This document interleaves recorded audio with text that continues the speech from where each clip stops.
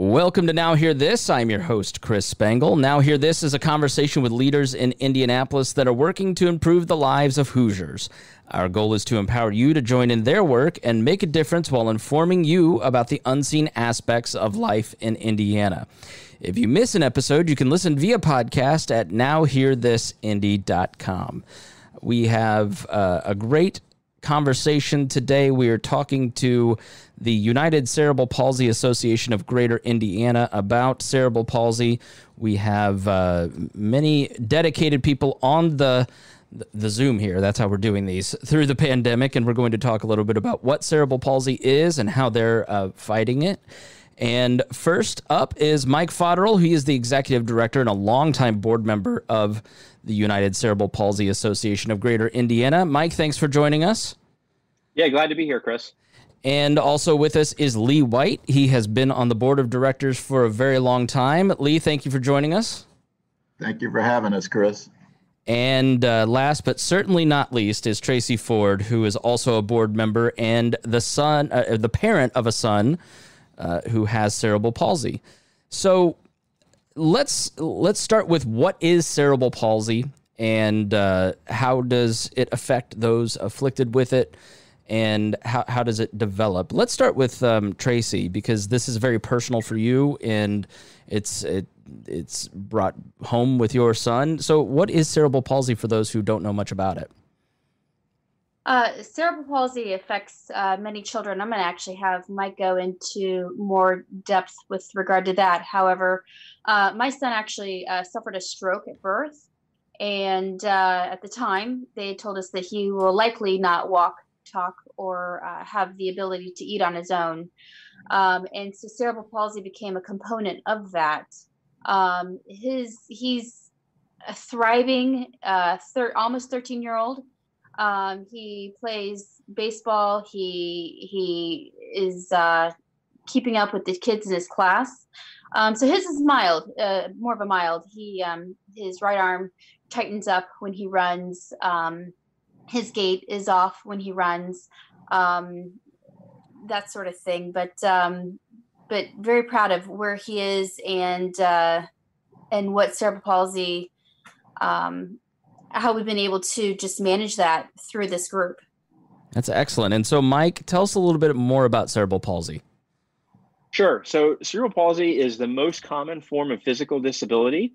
It affects people. It can be mild or severe. It really affects people's motor functions. So it is a neuromuscular condition. It's usually caused by some kind of trauma at birth. As Tracy said, her son had a stroke. I have cerebral palsy myself, and the blood flow was cut off when I was born, and so that kind of affected my growth and development. But it primarily affects people's ability to use their motor function. And so it can be mild in the sense of Tracy's son has a very mild form. My case is more on the mild side, but it can affect everybody from their ability to use their arms and legs. It can affect one side of their body. And folks who are typically more significantly affected than me or than Tracy's son, most folks use some kind of assistive equipment to get around, whether a walker or a wheelchair, braces. Usually requires, most folks have surgery of some sort or even multiple surgeries during the course of their development. And even in the most significant cases, it can even affect someone's ability in their speech and their ability to talk and to eat and kind of everyday motor function. So affects a lot of people. The most recent Center for Disease Control research tells us that about 1 in 250 births is affected by cerebral palsy. And we think that right now there are somewhere around between 10 and 12,000 folks in Indiana that are living with cerebral palsy. So it's a lot broader than you think. And again, it is the most common form of physical disability. Is it genetic? Is it a function of something going wrong with the birth? I mean, what is the origin of it?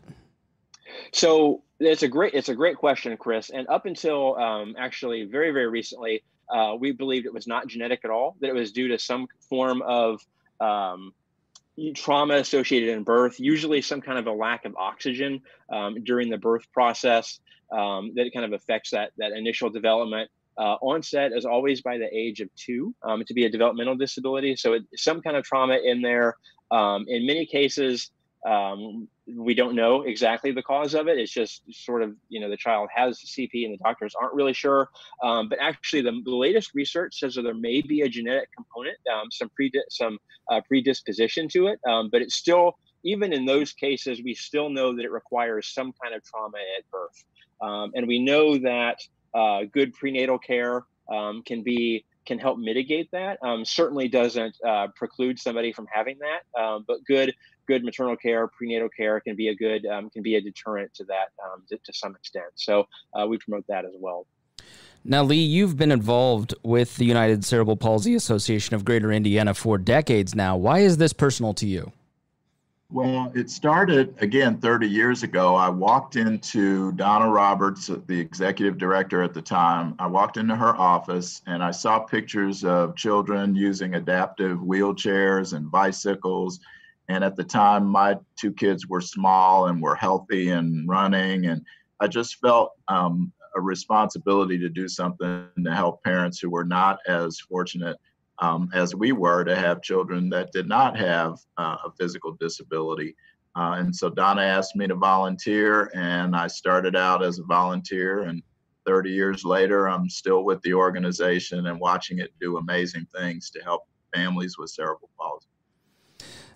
So Tracy, maybe speak to a parent that may be listening that has a newborn, and how do you find out that your child has cerebral palsy? What feelings and thoughts go through your mind, and what do you do next? Well, initially, we knew about the stroke at birth day 2, so we found out early enough to intervene and have some wonderful specialists here in Indianapolis assist us with our son Cole on many different levels. They being the doctors described to us probably around 12 months. They said we'll kind of see how he does if and when he starts walking. But they also alluded to us that we would need to watch for, in case he starts to walk on his toes, to pay attention to that, because that could be a sign of cerebral palsy. At the time, my husband and I were upset to hear that, because we thought, there's so many things going on right now, and it's very overwhelming. And cerebral palsy to us sounded like just yet another label to add to all the other ones that Cole had. Understanding, though, after doing some research, that cerebral palsy comes from, as Mike was saying, trauma at birth. So brain bleed, that sort of thing. And his was a lack of oxygen during birth. So I think the most important thing was, for my husband and I, was to really reach out to the community, learn as much as we could about everything that we were trying to grasp at that time. Learning that there's this wonderful organization that was there to help those with cerebral palsy, not knowing, again, what my son may or may not need at the time for assistance. And something as wonderful as even horseback riding and therapy of that nature was an option as well. So just such a terrific group to be a part of. How did you find out about the United Cerebral Palsy Association of Greater Indiana, which can be found at ucpaindy.org? I should mention that more. I'm sorry. How did you find the organization? How did you reach out to them? It was simply just a web search. I found them on the web when I was Googling some information about cerebral palsy to learn more. Found out that this wonderful group was, again, here in Indy, and that was just an access to a group that I didn't even realize existed at the time. So it was a pretty simple search. Now, Mike, when somebody reaches out to your organization, what's the process? I imagine maybe they send, they get a hold of you on the website and they contact you. What happens next? So usually people contact us for a variety of ways. And we do get, as Tracy said, probably folks just Google. A lot of folks will just Google cerebral palsy in Indiana, and then we pop up. They reach out to us that way. We get a lot of communication through our website. We have a Facebook page as well, and phone and email. So we get a lot of inquiries that through that method. And then, Chris, it really kind of depends on what folks' needs are. For a lot of the folks that we get questions for, probably 60 to 70% is just folks wanting to know what services are available or information about cerebral palsy. When we look at when we get questions from the community, there's really a few key points in someone's life that we really get a lot of questions. And one of them is those parents who first get the diagnosis that their children have cerebral palsy. Then we get a lot of folks reaching out then, and they're kind of in that same phase as Tracy of sort of, what's this mean? You know, what is the question? You know, what is cerebral palsy? How is this going to affect my son or my daughter? And then folks tend to reach out as well when kids are starting school, because there's a lot of questions around what services are available in school and how do I advocate for what my child needs, and you know, what are my options. And then again, we get a lot of contact points when kids are graduating or when they're finishing school, because parents and kids are starting to think about what's next. You know, is college or post-secondary an option? What's my employment options? What are my community living, you know, choices? All of those things. And then we tend to get another round of questions as parents age, if they're taking care of older children. And then when that becomes physically a tricky thing to do, we tend to get a lot of folks reaching out for assistance. And so it really kind of just depends, but we do a lot of just referring folks to community services, making sure they have the most up-to-date information on treatment for cerebral palsy, other resources. But our primary program that we do is we help people buy the equipment that they need. So a lot of folks with cerebral palsy need complex equipment like wheelchairs and walkers, braces and orthotics, and that can cost anywhere from a few $100s up to $25,000. And as we all know, with health insurance, even with health insurance, things can be incredibly expensive. Even with Medicaid and Medicare and other services, there's still a lot of out-of-pocket expenses. And for a lot of families, it's a hurdle that they can't cross. And so we're fortunate enough to have funding to help people to pay for that. And so if they reach out to us looking for those services, then it's a simple 3-page application that folks fill out, and then we process that and start the approval process, and usually can get something funded within 6 to 8 weeks. So it's a pretty quick turnaround, unfortunately. And that's something that we pride ourselves for, because usually when folks reach out, you know, they're really in need. So it's something that we don't try to make any harder or any longer than it absolutely has to be. Talking to the United Cerebral Palsy Association of Greater Indiana, that was Mike Fodderl, who's the executive director, Tracy Ford, who is also on the board and a parent with a son with cerebral palsy. And also with us is longtime board member Lee White. And so over your 30 years of volunteering your time for the organization through these programs, Lee, what are some of the success stories that, when I say, give me an example of someone's life that was changed by your organization, what are a couple of those shining moments that you think about and just that keep you going, that can give folks some hope? Well, I'd have to first of all say my own, because my life has been permanently changed by the experiences that I've had working with this organization. Mike Fodderl, for instance, was our first scholarship winner graduating from high school. And I can remember meeting Mike and thinking, wow, this guy has his black belt. He's intelligent. He's, focused.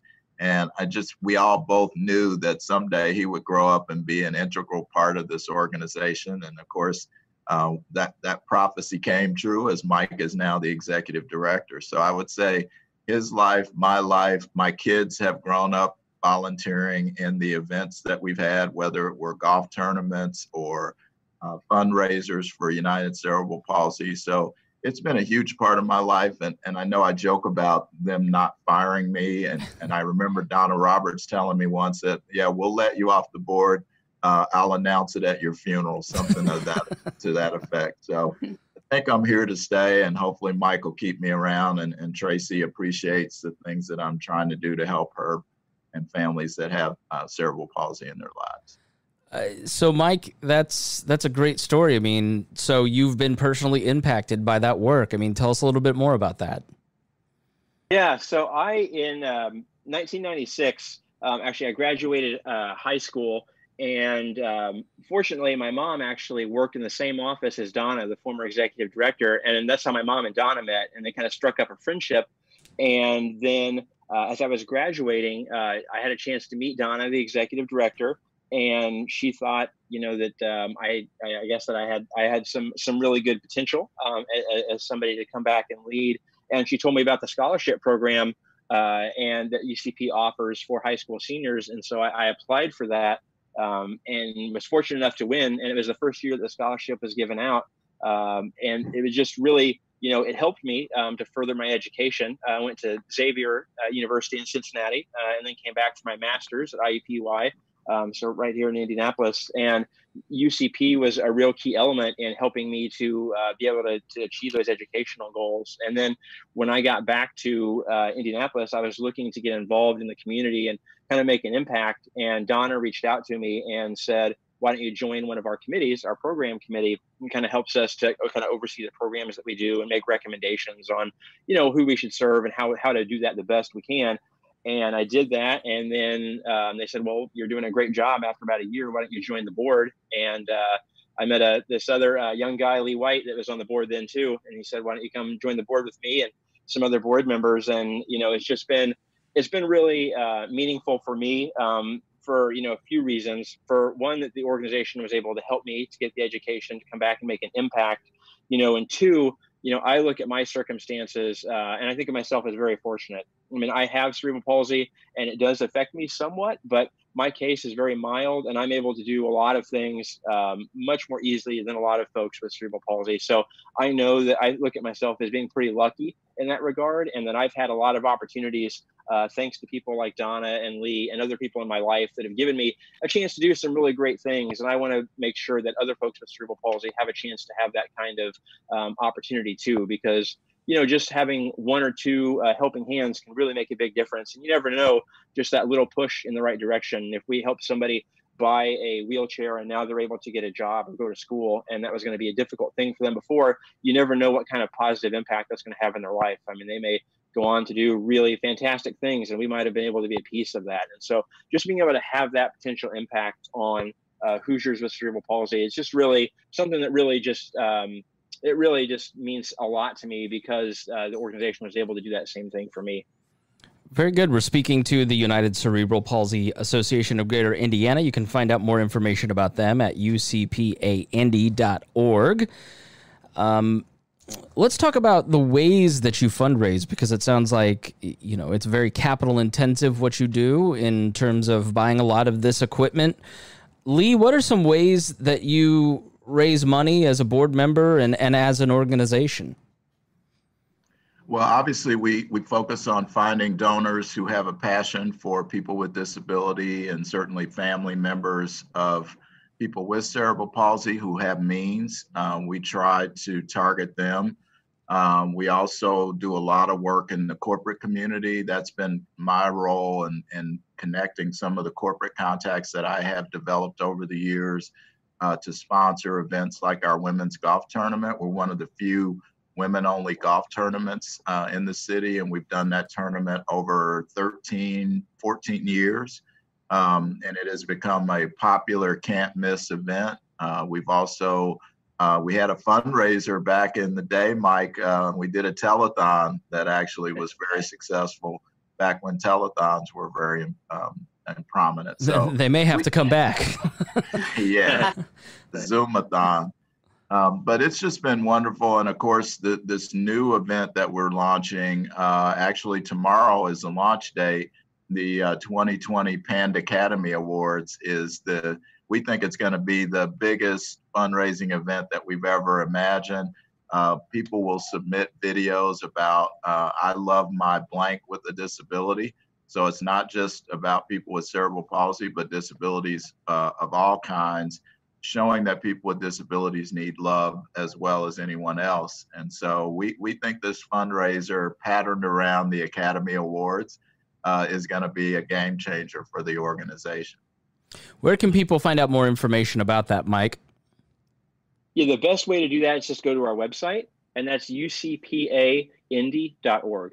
And that launches on July 15th. So on July 15th, that's open, and contest is open through September 15th. So folks have 2 months to do that. It's a 90-second video, and you can enter that for $10. And then if you're picked as a winner, as Lee said, you get to come to our award show here in Indianapolis, or we'll Zoom you in if you're around the country as well. But some really nice, I think some really nice goodie bags and things for the winners. We're going to have some celebrities there, so you get a chance to meet and kind of hobnob with some prominent folks here in Indianapolis, and it should be a great event.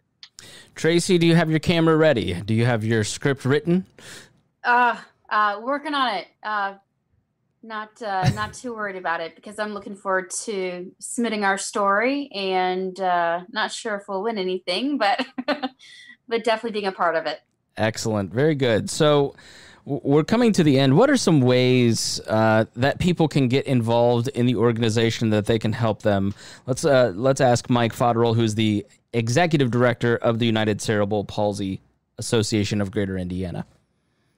Yeah, so we're always looking for people to get involved. We need folks that can join that are looking to join our board with a variety of backgrounds in fundraising and finance, in a legal background. So any of that is always prominent for our board. We're also looking for folks that just want to help us and do things like help us to pick the folks that should get our funding. We always get tons of applications for assistance that we're always trying to figure out how to prioritize those things, and we're looking for community members to help us to do that. We still offer the scholarship program, as we talked about earlier, and having folks to help us to judge those and to pick those winners is always great. And we have a variety of other volunteer opportunities. And again, the best way to reach out to us is just on the website, the ucpaindy.org, and we'll have our most current needs on there, and folks can reach out, and we can, if you have a passion and an interest in helping folks with cerebral palsy, we'll find something for you to help us with. All right. I like to end every show by asking, what is the thing that you see every day in your work that you'd like everybody to know? And we'll just go down the line. So let's start with Mike. What is the thing that you see every day that you just wish people understood about cerebral palsy or your work? For me, it's just the range of dynamic people that I meet and talk to with cerebral palsy that are doing all kinds of things. Everything from just working and going to school to having a family to contributing to their community in lots of different ways. I'm just constantly amazed by the people that are doing great things. And it's easy for us, I think, to make assumptions about people with disabilities, but I'm always reminded of just the fantastic things that folks can do. So it just impresses me every day. Lee?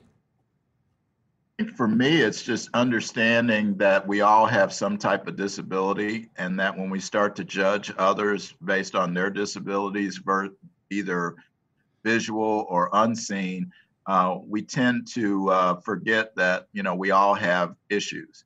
And so I'd just like to see more awareness of the fact that there are many different types of disabilities that affect people, and that it's too easy to judge people based on their appearance and not by what's in their heart, what's in their minds, and the contributions they can make to society. Tracy, what about yourself? Really can't help but echo Mike and Lee. But as a parent, you want your child to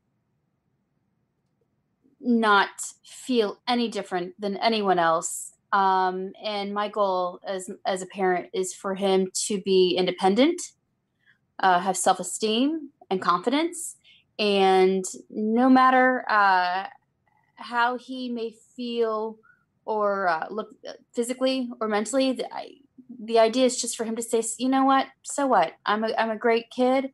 I've got some really strong attributes and characteristics to offer people, and just to look past that and make that truly secondary.